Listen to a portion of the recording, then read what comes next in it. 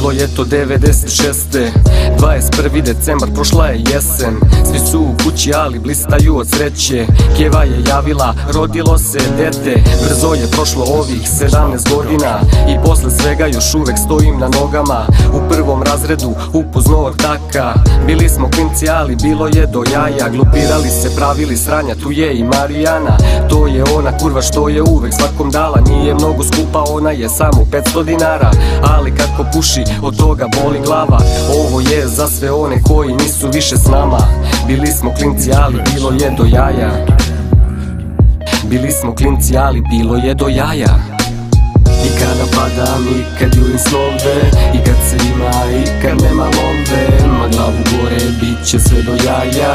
Uz mene uvek ortak iz kraja. I kada padam, i kad jurim snove, i kad se ima, i kad nema love. Ma glavu gore, bit će sve do jaja. Uz mene uvek ortak iz kraja.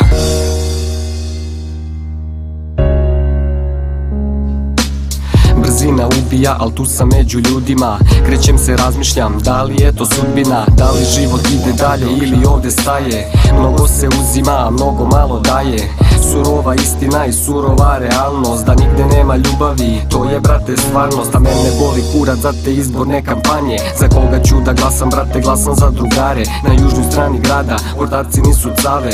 Tu su kad se nema, tu su i kad pljušte pare. Šta imamo od toga, što porasle su plate. Kada sa tom platom jedva imam iza žvake. A svi nam obećavaju da bolji život dolazi. Znamo šta je kriza, u njoj smo i odrasli. I kada padam, i kad jurim snove, i kad se ima, i kad nema love. Ma glavu gore, bit će sve do jaja. Uz mene uvek ortak iz kraja. I kada padam, i kad jurim snove, i kad se ima, i kad nema love. Ma glavu gore, bit će sve do jaja. Uz mene uvek ortak iz kraja.